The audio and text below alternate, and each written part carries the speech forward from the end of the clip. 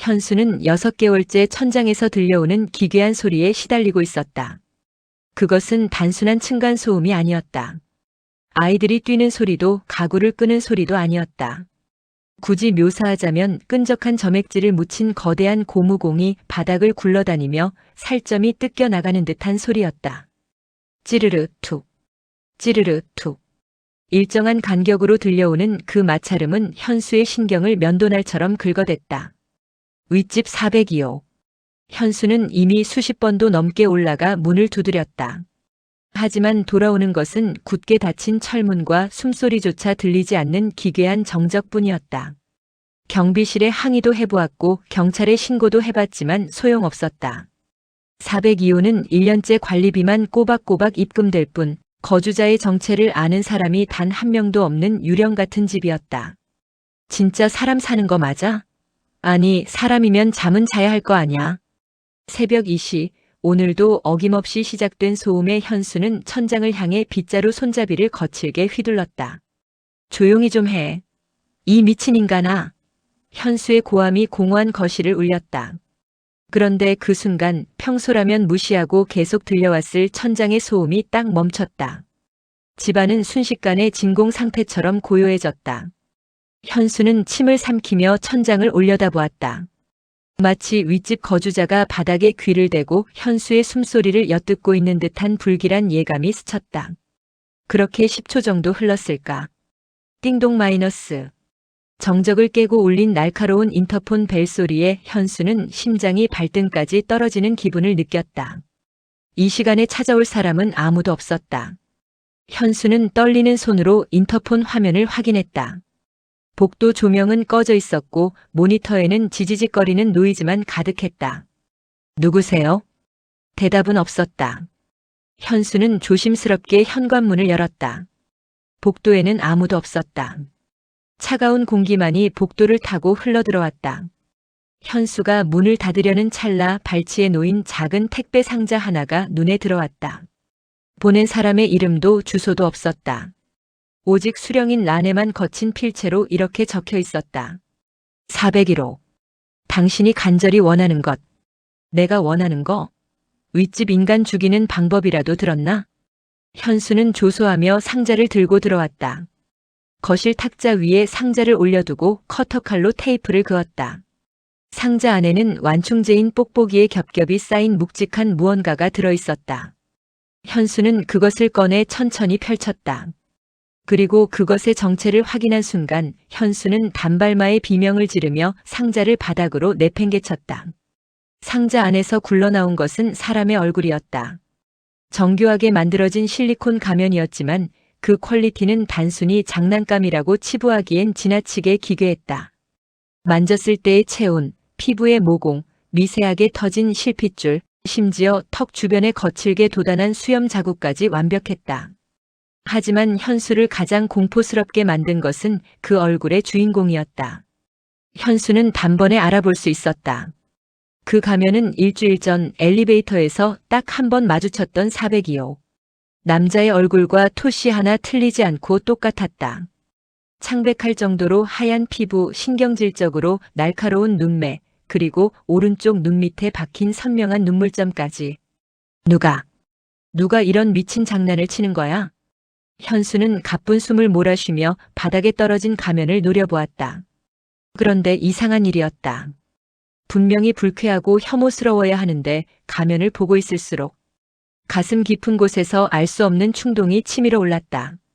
이 가면을 쓰면 저 위층에서 나를 6개월간 고문하고 있는 저 인간의 머릿속을 들여다볼 수 있을 것만 같은 거부할 수 없는 유혹이었다.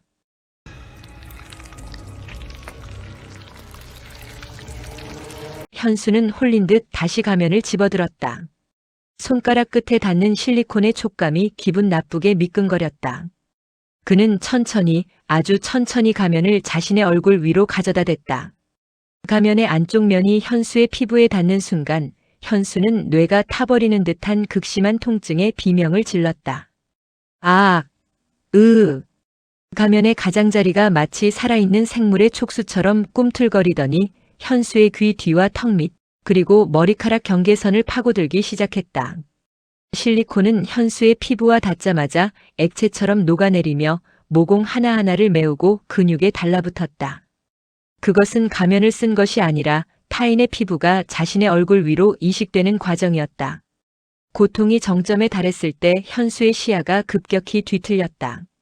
그는 분명히 자신의 집 거실에 서 있었지만 동시에 다른 장소의 시각이 머릿속으로 강제 전송되기 시작했다. 그것은 402호의 내부였다. 가구 하나 없이 텅 빈 거실, 벽지조차 발라지지 않은 시멘트 바닥 중앙에 한 남자가 서 있었다.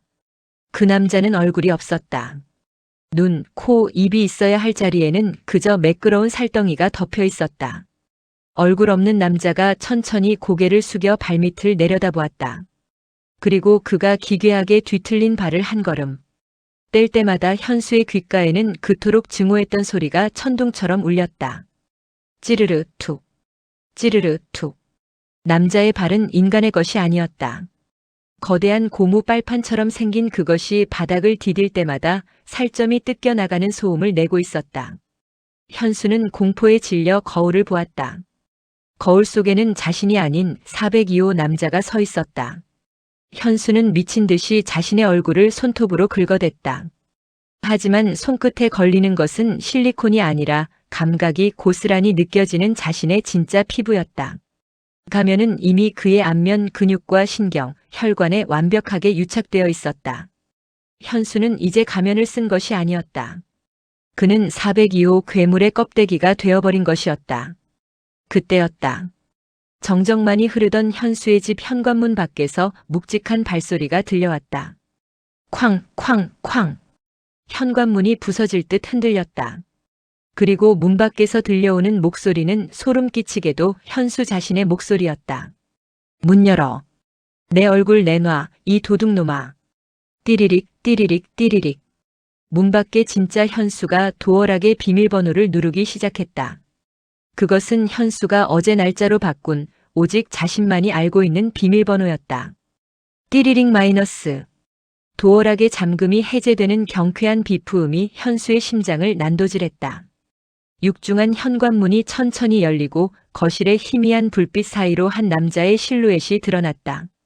현수는 비명을 지르려 했지만 타인의 근육과 유착된 목구멍에서는 그저 바람 빠지는 듯한 쇳소리만 새어나왔다. 너 누구야? 문을 열고 들어온 남자가 입을 열었다. 소름 끼치게도 그것은 현수 자신의 목소리였다. 말투, 억양, 심지어 당황했을 때 끝을 흐리는 습관까지 완벽하게 현수의 것이었다. 남자가 거실 불을 켰다. 불빛 아래 드러난 그의 얼굴을 본 현수는 자리에 주저앉고 말았다. 그것은 나였다. 방금 전까지 거울 속에서 보았던 자신의 평범한 얼굴. 왼쪽 눈썹 끝에 작은 흉터와 며칠 전 잘못 깎아 비뚤어진 구레나루까지 그대로인 박현수 본인의 모습이었다. 하지만 그 얼굴을 한 남자의 눈빛은 현수의 것이 아니었다. 텅 빈 안구 속에는 감정 대신 굶주린 짐승 같은 포식자의 살기만이 가득했다. 내 집에서 뭐 하는 거야? 당신 그 얼굴. 어디서 났어? 남자가 현수에게 다가오며 물었다. 현수는 뒷걸음질 치다 벽에 등을 부딪혔다. 자신의 얼굴을 한 존재에게 당신 누구냐는 질문을 듣는 역설적인 공포. 현수는 필사적으로 손을 휘둘러 거울을 가리켰다. 하지만 그가 내뱉은 말은 기괴하게 변조된 402호 남자의 목소리였다. 거울. 봐. 내가 훔쳐갔잖아. 미친 소리 하지 마. 남자가 현수의 멱살을 잡아 올렸다. 현수는 자신의 몸이 이토록 가벼웠나 싶을 정도로 허무하게 허공으로 들려 올려졌다. 그때 현수의 뇌리로 다시 한번 402호의 시각이 강제로 주입되었다. 공유 시각 402호 내부. 텅 빈 거실 벽면에 수많은 거울이 걸려 있다. 그런데 그 거울 속에 비치는 것은 방의 내부가 아니었다. 거울 하나하나마다 이 아파트 거주자들의 얼굴이 박제된 것처럼 걸려 있었다. 그리고 그 중심에 이목구비가 사라진 채 서 있는 얼굴 없는 남자가 자신의 양손을 얼굴에 갖다 대고 있었다.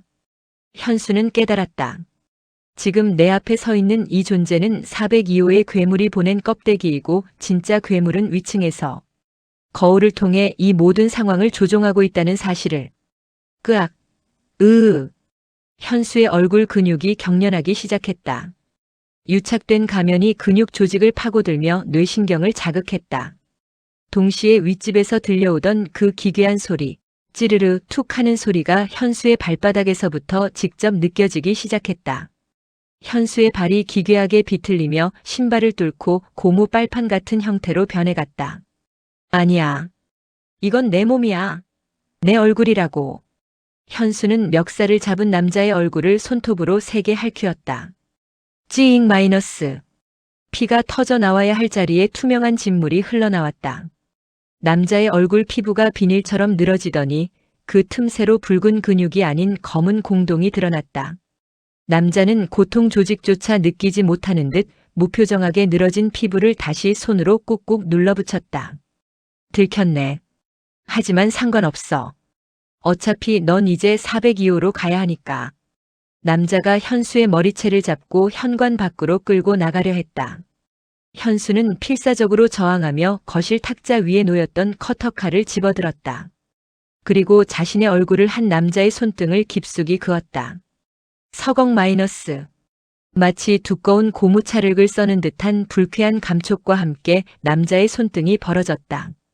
남자가 주춤하는 사이 현수는 현관문을 박차고 복도로 뛰어나갔다. 복도는 칠흑 같은 어둠에 잠겨 있었다. 현수는 엘리베이터 대신 비상구 계단으로 향했다. 하지만 계단을 내려가려던 현수의 발이 멈췄다. 아래층에서 올라오는 발소리가 들렸다. 하나가 아니었다. 수십 명의 발소리가 층계를 타고 울려 퍼지고 있었다. 찌르르 툭, 찌르르 툭. 현수는 공포에 질려 위층으로 달리기 시작했다. 선택의 여지가 없었다. 402호. 모든 시작점인 그곳으로 가서 이 지옥을 끝내야만 했다. 현수가 4층 복도에 들어선 순간 복도 끝에 서 있는 한 여자를 발견했다. 403호에 사는 인자한 인상의 아주머니였다. 아주머니, 제발 도와주세요. 저기 아래층에. 현수가 절박하게 아주머니의 팔을 붙잡았다. 하지만 아주머니는 현수를 보자마자 비명을 지르며 뒤로 물러났다. 에이, 이 괴물. 402호 남자잖아. 또 누굴 잡아먹으려고 내려왔어. 아주머니의 눈에 비친 현수는 더 이상 평범한 청년이 아니었다. 타인의 얼굴을 쓰고 발에서는 점액질을 흘리며 기괴한 신음소리를 내는 402호의 살인귀 그 자체였다. 아주머니가 던진 쓰레기 봉투가 현수의 얼굴에 맞고 터졌다. 현수는 깨달았다. 이미 이 아파트의 모든 사람에게 나는 현수가 아니라 처단해야 할 괴물이 되어버렸다는 것을. 뒤를 돌아보니 현수의 얼굴을 한 남자가 복도 계단을 천천히 올라오고 있었다. 그는 복도 조명 아래서 기괴하게 웃으며 입을 벌렸다. 그의 입안에는 혀 대신 수십 개의 실리콘 조각들이 엉겨붙어 꿈틀대고 있었다. 포기해, 현수야. 사람들이 보는 내 모습이 진짜 너야. 그리고 이제 내 영혼도 그 얼굴에 맞춰질 거야. 남자가 손을 뻗자 현수의 시야가 다시 한번 위층 402호 내부로 강제로 끌려갔다. 공유시각 402호 거실. 얼굴 없는 남자가 이제는 거울 속에서 현수의 진짜 얼굴을 꺼내 들고 있었다. 괴물이 그 얼굴을 자신의 비어있는 안면에 가져다 대는 순간 현수는 자신의 가슴 한복판이 도려나가는 듯한 극심한 상실감을 느꼈다. 안 돼. 현수는 마지막 힘을 다해 402호의 문 앞으로 달려갔다. 문은 잠겨 있지 않았다. 마치 그가 오기를 기다렸다는 듯 슬그머니 열려 있었다. 현수가 문 안으로 발을 들이는 순간 복도에서 자신을 쫓던 남자의 웃음소리가 멀어지며 문이 쾅 소리를 내며 닫혔다. 현수는 텅 빈 방 안에서 거울들에 둘러싸였다. 수백 개의 거울 속에 비친 자신의 모습. 아니, 402호 남자의 얼굴을 한 괴물의 모습. 그런데 거울 속의 나들이 일제히 거울을 두드리기 시작했다. 똑똑똑. 거울 안쪽에서 들려오는 소리는 수많은 사람의 비명이었다. 그리고 방 한가운데에는 아직 배송되지 않은 수십 개의 택배 상자가 쌓여 있었다. 상자마다 적힌 호수들. 101호, 205호, 503호. 이 아파트 모든 거주자의 호수가 적혀 있었다. 현수는 떨리는 손으로 가장 위에 놓인 상자 하나를 열었다. 그 안에는 방금 전 복도에서 마주쳤던 403호 아주머니의 얼굴이 정교하게 빚어진 채 들어있었다. 현수는 공포에 질려 방 구석을 바라보았다. 그곳에는 얼굴 없는 남자가 현수의 진짜 얼굴을 완전히 뒤집어 쓴 채 현수와 똑같은 옷을 입고 앉아 있었다. 그가 고개를 들며 현수에게 손을 내밀었다. 배달 왔습니다. 당신이 잃어버린 진짜입니다. 현수의 진짜 얼굴을 한 괴물이 거실 중앙에서 천천히 일어났다. 괴물이 한 걸음을 뗄 때마다 바닥에서는 그 기괴한 소리 찌르르 툭 하는 점액질의 마찰음이 들려왔다. 현수는 뒷걸음질 치다 벽면을 가득 채운 거울들의 등을 부딪혔다. 거울 속의 가짜 현수들이 일제히 현수를 향해 기괴하게 입을 벌리고 있었다. 왜 그렇게 겁을 내? 내가 원하던 거잖아. 층간소음도 그 지긋지긋한 일상도 없는 완벽한 누군가가 되는 거. 괴물의 목소리는 현수의 것보다 더 현수다웠다. 괴물은 손에 들고 있던 택배 상자를 현수의 발치로 툭 던졌다. 상자가 열리며 안에서 붉고 끈적한 액체가 흘러나왔다. 그것은 실리콘이 아니었다. 그것은 누군가의 녹아내린 기억과 자아였다. 이 아파트 사람들 다들 누군가가 되고 싶어 하지. 옆집 부자의 얼굴, 윗집 미인의 피부, 아랫집 천재의 뇌. 나는 그저 배달해 줄 뿐이야.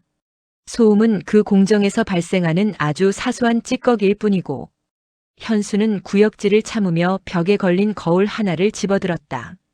거울 속에는 403호 아주머니의 얼굴을 한 채 울고 있는 어린아이의 모습이 보였다. 이곳은 단순한 수집 장소가 아니었다. 타인의 얼굴을 훔쳐쓰고 자신의 얼굴을 빼앗긴 자들이 서로의 껍데기를 탐하며 영원히 소음으로만 남게 되는 거울의 감옥이었다. 그럼 402호의 진짜 주인은 어디 있어? 현수의 물음에 괴물이 소리 없이 웃었다. 그는 자신의 가슴팍을 가리켰다. 너처럼 호기심이 많던 401호 남자가 있었지. 6개월 전 그는 402호의 소음을 잡겠다고 이 문을 열고 들어왔어. 그리고 지금은 내가 쓰고 있는 그 얼굴이 되었지. 이제 곧 너도 내 몸의 일부가 될 거야. 그리고 복도에서 내 얼굴을 쓴 저 배달원이 내 자리를 대신하겠지. 현수는 깨달았다. 이 순환을 끊지 못하면 자신은 영원히 402호의 소음으로 남게 될 것이었다.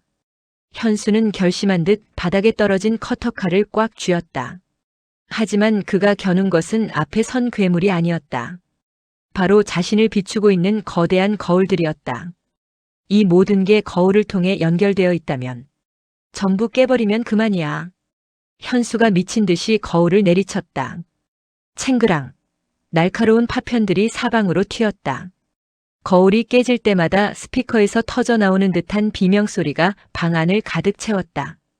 괴물의 얼굴이 일그러지기 시작했다. 현수의 얼굴을 한 피부가 부풀어 오르다 터지며 검은 연기가 솟구쳤다. 그만둬. 거울을 깨면 내 진짜 얼굴도 영원히 사라진다. 평생 그 괴물의 흉측한 얼굴로 살고 싶나? 괴물의 외침에 현수의 손이 잠시 멈췄다. 거울 조각 하나에 비친 자신의 모습. 402호 남자의 창백하고 날카로운 얼굴. 이 거울들을 다 깨버리면 자신은 영원히 박현수로 돌아갈 수 없을지도 모른다. 하지만 현수는 거울 속의 괴물과 눈이 마주친 순간 확신했다. 껍데기보다 중요한 것은 이 지옥 같은 연쇄를 끝내는 것이라는 걸. 괴물로 사는 게 너 같은 놈의 부품으로 사는 것보단 나아. 현수는 마지막 남은 대형 거울을 향해 몸을 날렸다. 쿠악 마이너스. 거대한 충격음과 함께 세상이 무너져 내리는 듯한 진동이 일었다. 수천 개의 거울 파편이 현수의 온몸을 파고들었다. 눈을 뜰 수 없을 정도의 강렬한 빛이 쏟아졌고 현수는 그대로 정신을 잃었다.